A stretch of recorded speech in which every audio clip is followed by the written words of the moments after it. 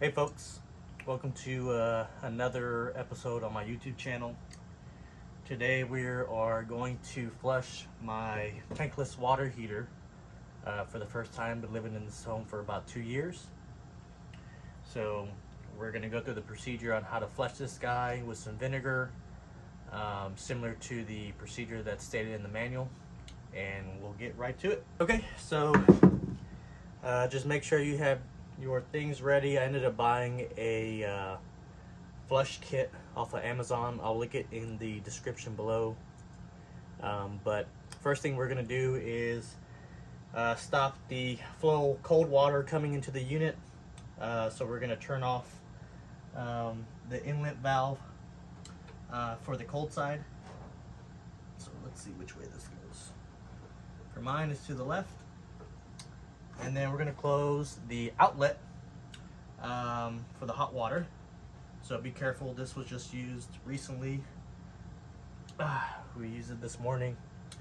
So close that off, and then from your kit, you're going to grab your lines, and we're going to connect them here and here to drain out all the water from this unit. So let's go ahead and do that. So I would probably recommend you put on some gloves. These here are a little snug. I haven't done this before, so I expected them to be pretty tight. So I just want to get one of my gloves for my right hand and try to loosen these. So I got those off. We're going to take this drain connection off.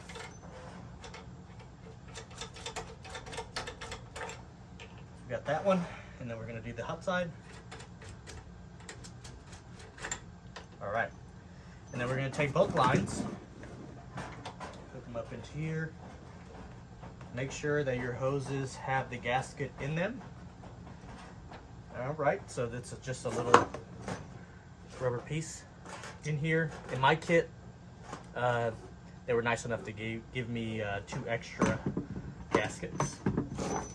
And let's just hook up these. So both lines are going to go into the bucket, and then we are going to turn on these valves at the top here to drain all that water that's in the unit. All right. So make sure those are snug. And then we're going to place both lines here in the bucket, and we're going to open these. Just a little lessons learned. I was wondering why so much water was coming out the unit once I opened up these valves.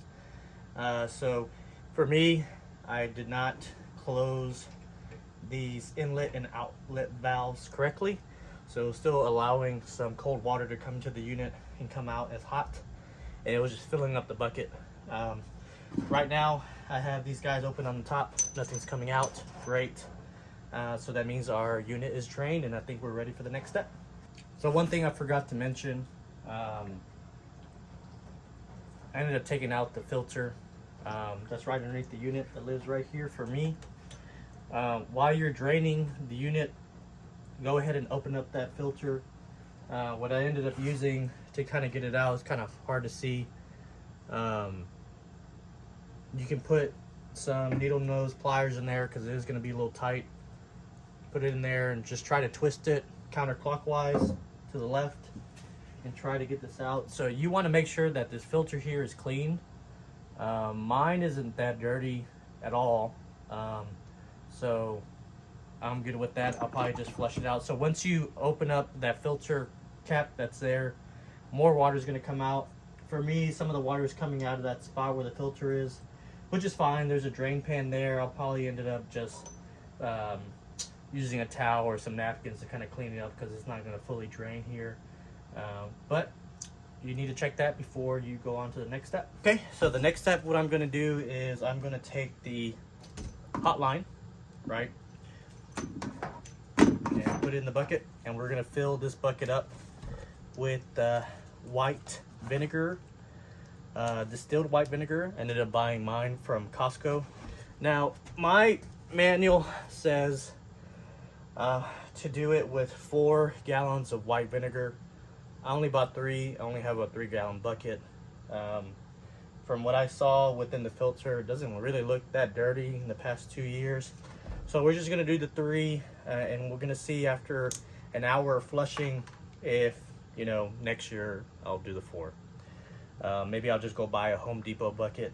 But in this case, I'm just gonna fill it up with the 3-gallon white vinegar. So let's go ahead and do that.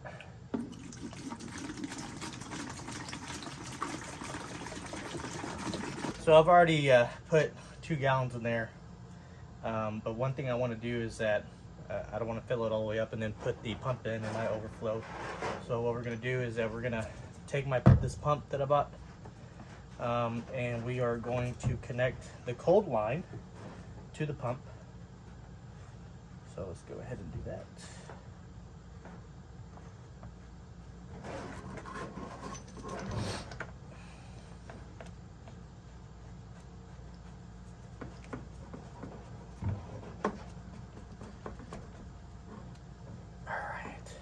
Once you got all that in there, let's go ahead and just loosen this power cord here. So I'm just gonna dump this guy in there. He's heavy. Yeah. So just even from that, looks like it's pretty filling.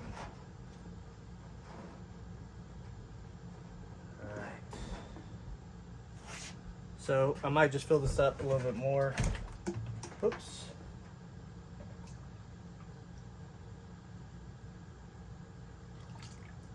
So that's about 2 gallons. We're just gonna see how it goes. I don't have another bucket. So let's just go with that. All right, so I only did the two gallons. Hopefully that's okay. And then we're gonna go on to the next step. So before you turn on your pump, as needed, just make sure that all your connections are good to go. Make sure that your hoses on your pump are tight. Make sure that you have the hot water line going into the bucket so it can cycle through. Make sure that your valve lines are open, your drain valves are open. Of course, from earlier, make sure that your inlet and outlet are off.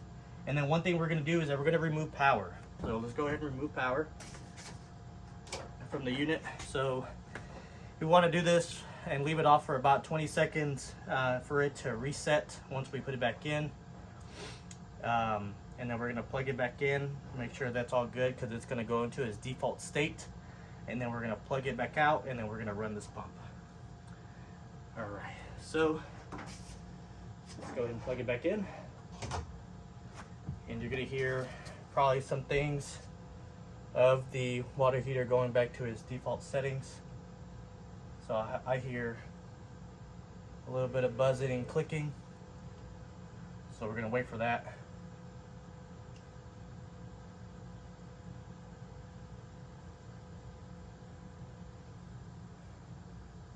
Okay, so that sounds good, and then we're gonna unplug it. Put that to the side, and then let's go ahead and turn on the pump. And then we're gonna run the pump for about an hour. All right. Just making some noise. So what I'm gonna do to make sure I don't have any leakage of this white vinegar, I'm gonna go ahead and put the bucket into the pan, just in case I come up here later and come to find out that you know, my whole bucket is leaking. So let's see if we can get a little closer. So you can see there that the pump is working. So the vinegar actually went down. I guess, of course, it's just sucking in and out of the water heater. And you can already see it's pretty dark in there. So I'm gonna fill it up a little bit more. Let us do his thing. And then we will come back within the hour and see how that's looking. All right, folks, it's been about an hour. And you can see there that there is some scaling. So if you do have some scaling, you will see a bluish greenish tint to the water. So it looks like mine has that. So what I'm going to do now is stop the pump, and then we want to flush the water heater with some of the cold water that's going into the heater and then coming out the hot. So let's go ahead and get that next step going. All right, so we are going to go ahead and stop the pump. So we're going to unplug the pump here, and then we're just going to go ahead and pull out the pump.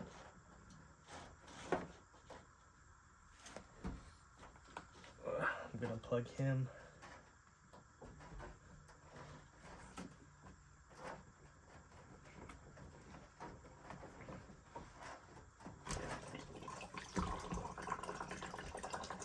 Let that pump drain into the buckets.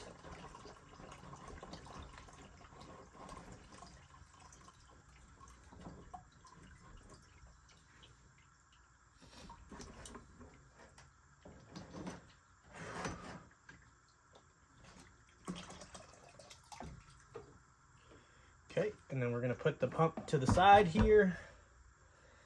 And so the manual and also the video that I was kind of referencing on YouTube says to go ahead and turn on the inlet cold water, so then it can go in here and then flush it out. So one thing that is not really clear is that we're gonna have to properly plug it in.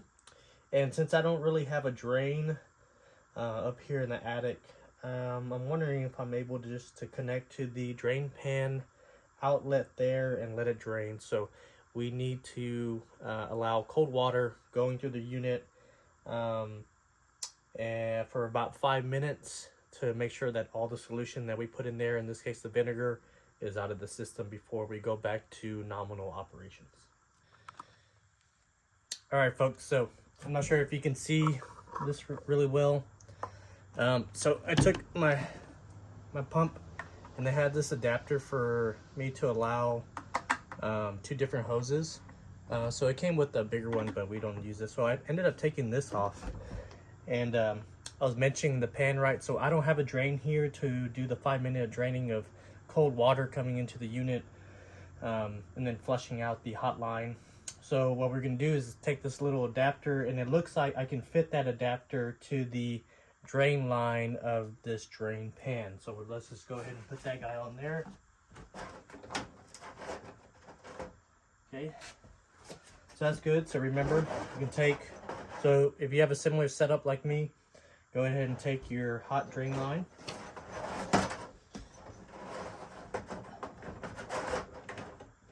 and feed that back there.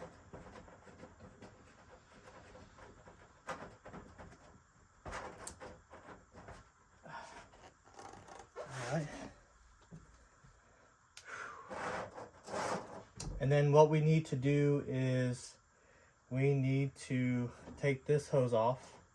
So let's go ahead and close this drain line.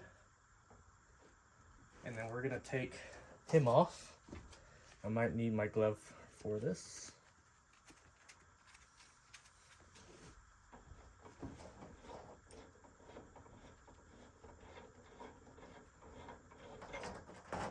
So we can get the cold line out the way. Some solution is going to come out. I'm just going to place this into the bucket. It's over here on my right.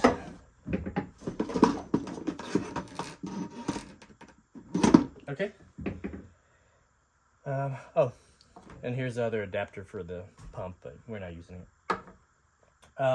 Okay, so I ended up closing the drain valve, right? So make sure this is to the left. And then we are going to open or allow cold water to come in here. And it looks like we don't have to turn on the unit.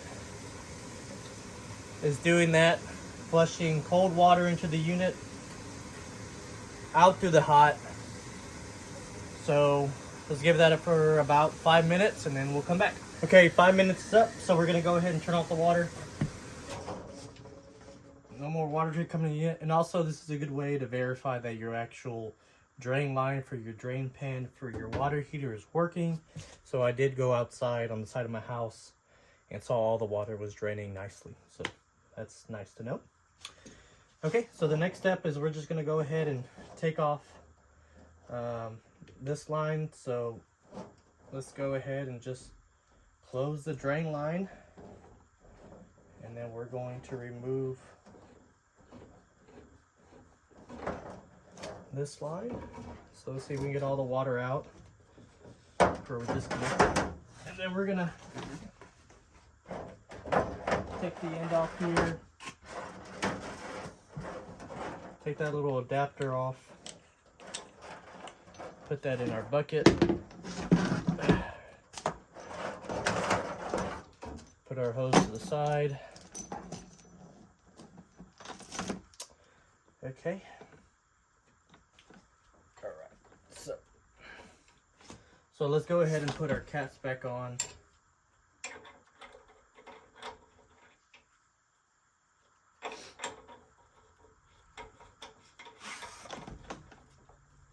All right, for the cold side is good, and for the hot side.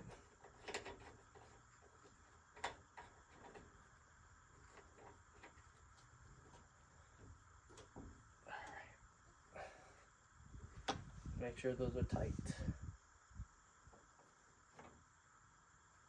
All right, and then we are going to go ahead and open back up our cold line and our hot line. All right, and then we're gonna take the power cord, plug it back in.